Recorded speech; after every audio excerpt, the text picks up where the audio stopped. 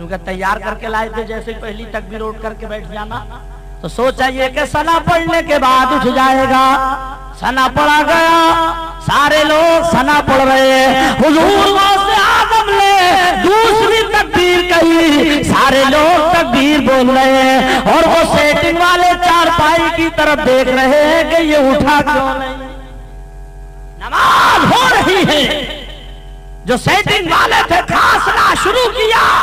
कोई इधर से बोल रहा है ओह, कोई उधर से खांस रहा है। जब तब भी ना उठा, एक नौजवान ने नियत तोड़ी और कहने लगा बे सो गया क्या, उठता क्यों नहीं? क्या हम इसलिए लाए थे कि पूरी नमाज जनाजा एडवांस में पढ़वा ले? उठ जा, करामत का भांडा फोड़। पूरी नमाज जनाजा हुई, सलाम फेरा, हजरत सारे लोग जो दुआ के लिए हाथ उठाए हुए हैं, मगर जो सेटिंग वाले थे चारपाई के पास पहुंचे, चादर हटाई, क्या देखते हैं कि पता नहीं इसी रूह किस वक्त जिस्म से परवाज कर चुकी। कदमों पर गिर पड़े, कहने लगे हुजूर हमारा दोस्त इंतकाल कर गया। आपने फरमाया ये बताओ नमाज जनाजा जिंदा की पढ़वाई थी या मुर्दा की? बोले हुजूर हम तो आपका इंटरव्यू कर रहे थे, हम तो आपका इम्तिहान ले रहे थे, आप इसको जिंदा कर दीजिए। गौसे आजम ने फरमाया जिसकी नमाज जनाजा अब्दुल कादिर पढ़ा दे, अब वो क़यामत जिंदा नहीं होगा।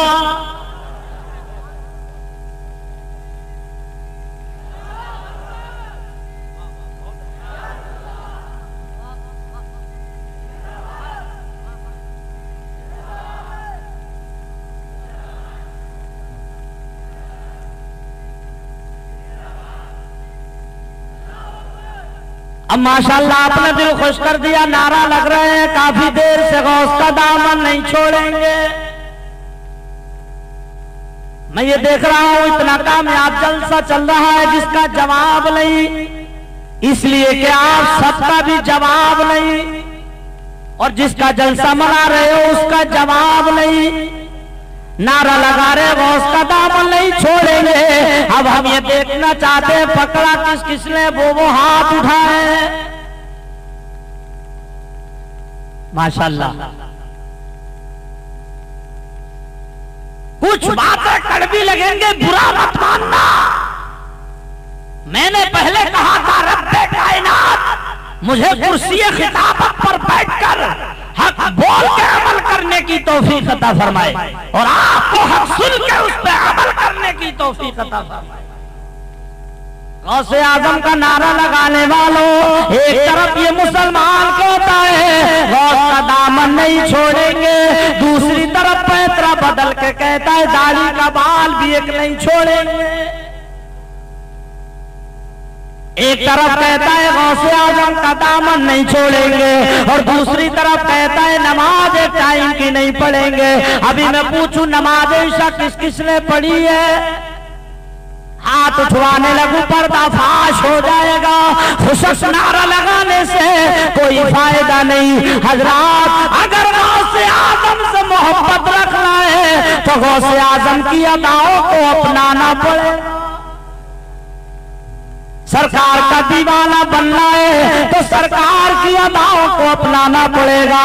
बरादराने मिल्लत इस्लामिया मगर आजकल का मुसलमान नारा लगा रहा है गौस का दामन नहीं छोड़ेंगे, मगर हाल यह है कि जमीन पे रह के फलक पर क़याम करते हैं, जमीन पे रह के फलक पर क़याम करते हैं और कटा के उंगली शहीदों में नाम करते हैं। मेरे प्यारे अजीज दोस्तों, अगर सच्चा पक्का सुन्नी बनना है तो गौसे आजम की अदाओं को अपनाना पड़ेगा। गौसे आजम ने फरमाया भाइयों आप ऐसा काम करो ताकि कामयाबी तुम्हारे कदम चूमे। ये उलमाए किराम ने फरमाया ऐसा काम करो कामयाबी तुम्हारे कदम चूमे। मौलाना तनवीरुल कादरी से पूछिए ये बताएंगे कामयाबी तुम्हारे लिए ये जिम्मेदार स्टेज है, इस पर जितने उलमाए किराम बैठे एक से पूछिए यही कहेंगे कामयाबी तुम्हारे लिए है, मगर जाकिर अली इसका उल्टा होता देख रहा है। 80% मुसलमान थाना कचहरियों के अंदर है, 80% मुसलमान हॉस्पिटलों के अंदर है, 80% मुसलमान गाजर मूली की तरह कटता नजर आ रहा है। तो क्या मतलब? अब आप कहोगे मौलाना तुमने तो स्टाफ वालों की बड़ाई बयान कर दी, हमें तो कुरान पाक से सबूत दे दो। तो आइए कुरान पाक का चौथा पारा है, 5वां रुकू है। अल्लाह पाक फरमा रहा है वला तहिनू वला तहज़नू व अंतुमुल अअलौना इन कुंतुम मुमिनीन।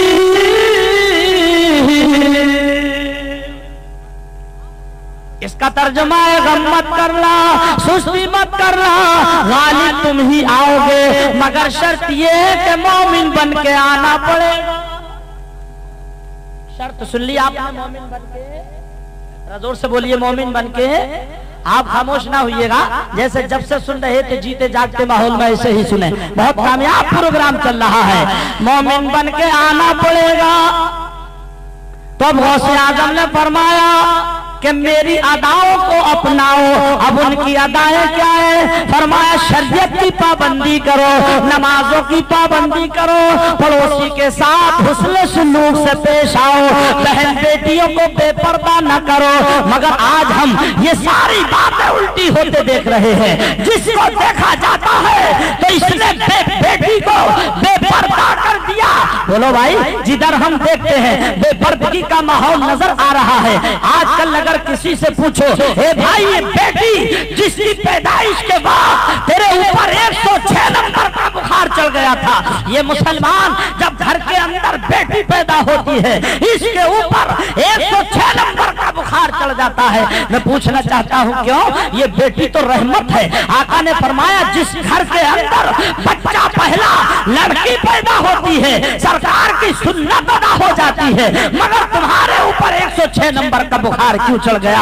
तुम इसकी पैदाइश से नहीं डरे, इसकी परवरिश से नहीं डरे, डर इस बात से रहे हो कि अब हम 2.5-3 लाख रुपया इसकी शादी के लिए कहां से लाएंगे? क्या शरीयत ये हुक्म देती है कि तुम 2.5 लाख की शादी करो? शरीयत ये हुक्म देती है कि तुम 3 लाख की शादी करो? सरकार ने तो फरमाया निकाह को आसान करो। मगर हाल ये 1 महीना पहले से घर में मोहल्ले में शोहरत होगी, फला घर विलादत होने वाली है, फला घर विलादत होने वाली है, हो गई पता न चला। मौलाना तनवीरुल कादरी जैसी शख्सियत ने पूछा जनाब आपके घर तो विलादत होने वाली थी, पता न चला? तो मुंह सुखा के यूं बोल रहा है मौलाना आपको खबर नहीं बेटी 1 महीने की हो गई। अबे पता तो तब होगा जब पता करेगा किसी को, जब बेटा होगा। 1 क्विंटल लड्डू तकसीम किए जाते, नाचने गाने वालों को बुलाया जाता। कहाँ के नाचने गाने वाले अच्छे हैं? ये मुसलमान डीजे लगवाता, ये नौजवान तबका रात भर नाचना गाना करता, जवान जवान बेटियां उसको देखती। हाय अफसोस ए मुसलमान, ये बेगैरती तूने अपने ऊपर कब से सवार कर ली? मुसलमानों तो मुझे कहने दिया जाए कि इस बेगैरती का सेहरा अब से 3 साल पहले अगर था तो टेलीविजन के सर था, इसलिए कि उसी टेलीविजन को बाप देख रहा है, उसी टेलीविजन को माँ देख रही है, उसी टेलीविजन को जवान बेटी देख रही है, उसी टेलीविजन को जवान बेटा देख रहा है। मगर आज इस बेगैरती का सेहरा टेलीविजन के सर नहीं, बल्कि आज अगर है इस बेगैरती का सेहरा तो मोबाइल के सर। क्या शरीयत ये हुक्म देती है जिस बेटी की शादी नहीं हुई, कुंवारी बेटी जवान हो गई, आधा घंटा बात मोबाइल पर करती है? इन उलमा से पूछो, अगर एक तरफ नामहरम के चेहरे से पर्दा है तो शरीयत ने उसकी आवाज से भी पर्दा। मगर मुसलमान तूने गौर न किया।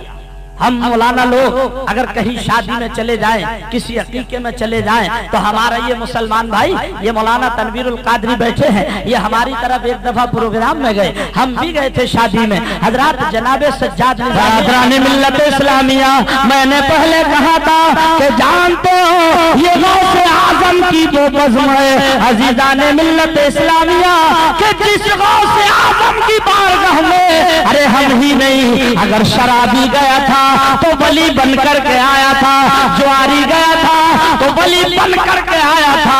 बरादराने मिल्लत इस्लामिया, ये वो वली है जो कि वली ही नहीं बल्कि वलियों के वली है, पीर ही नहीं बल्कि पीरों के पीर है। हज़रात मजमे का हाल ये चल रहा है, लोग कहते हैं ये गुस्ताख रसूल कहता है वलियों को मत मानो, हमें कुछ नहीं मिलता, मगर जाकिर अली रामपुरी इस जिम्मेदार स्टेज पर बैठने के बाद अपना तो अपना, अगर कोई गैर भी आकर के बैठ जाए तो इन मजमों से हमें मिलता क्या है? क्या मुझे ये खबर है कि यहाँ पर कितने नमाजी बैठे हैं, मुझे ये खबर है यहाँ पर कितने रोजगार बैठे हैं, मुझे ये खबर है यहाँ पर कितने चोर बैठे हैं, मुझे ये खबर है यहाँ पर कितने शराबी बैठे हैं, कोई खबर नहीं, मगर इन मजलिसों की बरकत तो देखिए। जुनैद बगदादी का दौर है, ये कौन जुनैद बगदादी है जानते हो? ये वो अल्लाह के जय्यद वली हैं, ये वो वली हैं कि जब वली नहीं थे तो जानते हो ये शाही पहलवान थे, अपने वक्त के पहलवान थे, शाही दरबार में रहा करते थे। हज़रात बादशाह ने दंगल का ऐलान करा दिया, फला तारीख में दंगल है, हमारे पहलवान से हाथ मिलाया जाए, हमारे पहलवान से हाथ मिलाया जाए। लोग आए देख रहे हैं जुनैद बगदादी को देख करके किसी की हिम्मत नहीं हाथ मिलाए, किसी में ताबो ताकत नहीं हाथ मिलाए, इसलिए कि ये शाही पहलवान है। बादशाह ने इनके इंटरव्यू के लिए दंगल रखा, लेकिन जलसे के 3 दिन रह गए। एक सैयद है आले रसूल है, उन्हें ये खबर मिली जुनैद बगदादी से किसी ने हाथ नहीं मिलाया है। हजरात तवज्जो फरमाइएगा, आज इस जिम्मेदार स्टेज पर आले रसूल मौजूद है, पीरे तरीकत मौजूद है, रहबरे शरीयत मौजूद है। हजरात मैंने, आप मेरा अंदाज समझ रहे हैं, मैं आपको उस लाइन पर लाने के लिए जा रहा हूँ। ये तो कहते हो मौलाना मियां हुजूर का मुरीद बने हुए 6 महीने हो गए, अभी कोई करामत तो मिली नहीं हमें। अरे करामत कोई मिट्टी का डेला है जो ताक में रखी है तुझे उठाकर दे देंगे? करामत चाहता है तो पहले पीर की अदाओं को अपना ले, करामत चाहता है तो पीर से सच्ची और पक्की मोहब्बत कर ले। कौन सी वाली? कि अपने मुर्शिद पे कर पहल हस्ती बना, अरे इसमें भी करामात हो जाएगी। अपने मुर्शिद पे कर पहल हस्ती बना, अरे इसमें भी करामात हो जाएगी। और औलिया का करम तुझ पे हो जाएगा, औलिया का करम तुझ पे हो जाएगा, और फिर नबी से मुलाकात हो जाएगी। और उसके बाद क्या होगा? और औलिया का करम तुझ पे हो जाएगा, फिर नबी से मुलाकात हो जाएगी। और कमली वाले अगर हमसे खुश हो गए, कमली वाले अगर हमसे खुश हो गए, तो फिर खुदा से मुलाकात हो जाएगी। कमली वाले हज़रात जुनैद बगदादी से हाथ मिलाने के लिए एक सैयद है आले रसूल, 2 रोज रह गए हैं दंगल के, ये गए दरबार से जाकर करके बोले कि भाई मैंने सुना है कि तुम्हारे शाही पहलवान से किसी ने हाथ नहीं मिलाया है। तो बोला हुजूर आप इसलिए आए हैं? बोले हाथ मिलाने के लिए। उसने नीचे ऊपर को देखा, कलर बॉडी को देखा, बोला हुजूर हाथ जोड़कर खड़ा हो गया। बोला हुजूर शाही पहलवान है, हाथ न मिलाइए, चकनाचूर कर देगा। फरमाया जानता नहीं हम सैयद हैं, आले रसूल है, सैयद का जलाल। ये घबरा गया, इसने बादशाह तक पहुंचाया। बादशाह के पास सैयद साहब पहुंचे, बादशाह खड़ा हो गया। हजरत बोला हुजूर कैसे आना हुआ? फरमाया हमने सुना है कि तुम्हारे शाही पहलवान से किसी ने हाथ नहीं मिलाया है। तो कहने लगा कैसे आए हो? बोला हुजूर आपने फरमाया तुम्हारे पहलवान से हाथ मिला ले, कहा कुश्ती लड़ ले। फरमाया हाँ। बादशाह बोला हुजूर अगर खाना ना खाया हो खाना खा लीजिए, लिबास की जरूरत तो लिबास ले लीजिए, पैसे की जरूरत तो पैसा ले लीजिए। फरमाया ना पैसे की जरूरत है न लिबास की जरूरत है, शाही पहलवान से हाथ मिलाना है। फरमाया वो बैठा है, चले जाइए हाथ मिलाइए। सैयद साहब ने हाथ मिलाया, घर चले गए। बादशाह ने कहा था परसों को 12 बजे कुश्ती शुरू हो जाएगी। तीसरा दिन हुआ, जम्मे गफीर है ये सोचकर जम्मे गफीर हुआ था कि जिस पहलवान से 28 दिन में किसी ने हाथ ना मिलाया हो वो कौन सैयद है, वो कौन आले रसूल है जिसने जुनैद बगदादी से आकर के हाथ मिला लिया। हजरात तवज्जो फरमाते रहिएगा, घड़ी का 11:30 बज रहे हैं, 11:45 बज रहे हैं, अभी सैयद साहब का पता नहीं। सारे लोगों की निगाहें रास्ते की तरफ को लगी हुई हैं, सैयद साहब आए क्यों नहीं। घड़ी के 12 बजने में 5 मिनट रह गए तो सैयद साहब घोड़ी पर चले आ रहे हैं। सुभान अल्लाह। रास्ता दिया गया, मैदान में पहुंचे, जब तक टाइम पूरा हो गया ऐलान कर दिया गया कुश्ती बिल्कुल शाही पहलवान को मैदान में लाया जाए। जुनैद बगदादी मैदान में आए, ये शाही पहलवान कपड़े उतारे, इनकी तैयारी में दूसरे कई पहलवान लगे। कोई दानू मसल रहा है, कोई शाना मसल रहा है, कोई पीठ पर मालिश कर रहा है। सैयद साहब ने कहा हुजूर आप भी तैयार हो जाइए, ये सैयद है आले रसूल है, कभी लड़े हो वो तैयार होकर के जाने। इन्होंने वही कुर्ता निकाला और वही पैजामा ऊपर को कर लिया। हजरात जैसे ही कुर्ता निकाला मजमे से हंसी आने लगी। कोई बोला ठीक रहे, अब 3 दिन के बाद चने पढ़ के ही जाना पड़ेगा। तो कुछ बोले चने तो 3 दिन की बात है, थोड़ी देर के बाद कांधा लगाकर ही जाना पड़ेगा। तो कुछ बोले नादानो ये सैयद है आले रसूल है, तुम्हें ये क्या खबर जीत किसकी होगी। कुश्ती छोड़ दी गई, टाइम दिया गया 15 मिनट का। जुनैद बगदादी खड़े हुए, इधर सैयद साहब खड़े, कांधों में कांधे डाले, हाथों में हाथ डाले। हजरात मोंडे से मोंडा मिलाया। सैयद साहब ने फरमाया जुनैद तुम जानते हो मैं कौन हूँ, मैं सैयद हूँ आले रसूल हूँ। घर में 3 दिन का फाका है, खानदानी गैरत ये गवारा नहीं करती कि किसी के दरवाजे पर जाकर हाथ फैलाया जाए। मेरी लाश तुम्हारे हाथ है, मैं इसके बदले में तुम मेरी लाज रख लेना, मैं इसके बदले में तुम्हें करामत दिलवा दूंगा, तुम्हें सदाकत दिलवा दूंगा, तुम्हें विलायत दिलवा दूंगा, जो मांगोगे वो दिलवा दूंगा, तुम्हें जन्नत दिलवा दूंगा। जुनैद बगदादी की दिल की दुनिया बदल गई। कहा था सैयद साहब जो आप बोल रहे हो वही होगा। गाँव पे बराबर लड़ रहे हैं। सैयद साहब ने जो फरमाया था जुनैद तुम जानते हो मैं सैयद हूँ आले रसूल हूँ। जुनैद की आंखों में आंसू निकलने लगे, दिल पर रिक्कत तारी हुई। जब कुश्ती के 2 मिनट रह गए, रेफर चारों तरफ भागा फिर रहा है। ए जुनैद क्या कर रहे हो? तुमने शाही पहलवान का नाम, तुम शाही पहलवान होने के नाते तुमने शाही दरबार का नाम डुबो दिया। मगर जुनैद की किस्मत जाग रही थी। अल्लाह जब देता है छप्पर फाड़ कर देता है, और जब देता चाहे तो चमड़ी भी उधेल लेता है। आज जुनैद बगदादी की किस्मत जाग रही थी। जुनैद सुन सकती रहे थे, कर अपने मन की रहे थे। 1 मिनट रह गया, जुनैद ने ऐसा दाव चलाया कि खुद चित गिरे। सैयद साहब ऊपर से जाकर सवार हो गए।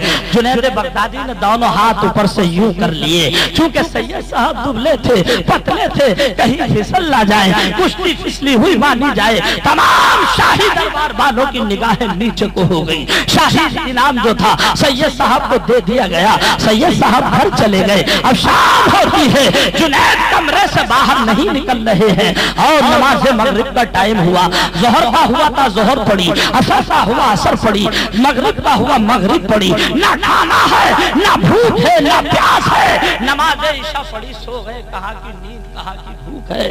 आंखों से आंसू निकल रहे हैं। कह रहे हैं जुनैद तुमने ये क्या किया? नदामत की वजह से मुंह नहीं उठ रहा है। सोचते हैं या अल्लाह अगर आसमान फट जाए तो इसी के नीचे दब कर के मर जाऊं, जमीन शक हो जाए इसी में समा जाऊं, मगर अवाम के सामने चेहरा लेकर ना जाऊं। लोग क्या कहेंगे? शाही दरबार का नाम डुबो दिया था, इसीलिए मुर्गे बकरे खाए थे। मगर फिर जेल पहुंचा जुनैद, तुम जानते हो मैं कौन हूं? मैं सैयद वाले रसूल हूं। 3 दिन का फाका है।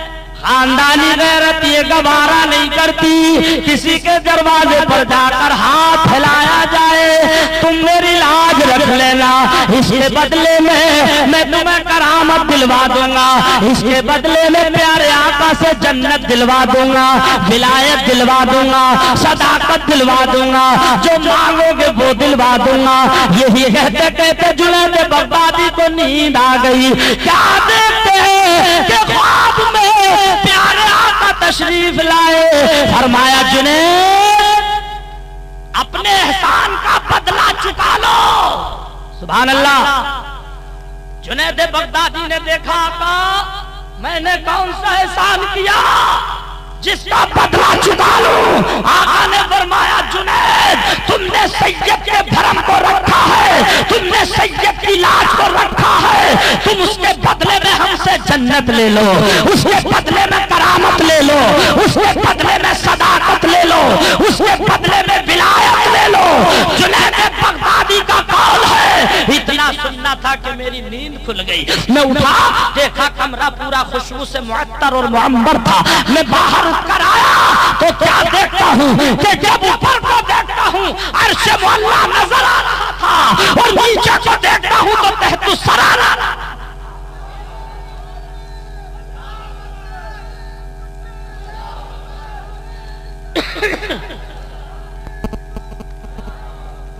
गौसे आजम की अदाओं को अपनाने वालों, हम ये नहीं कहते पूरे हिंदुस्तान को सुधारो, हम ये नहीं कहते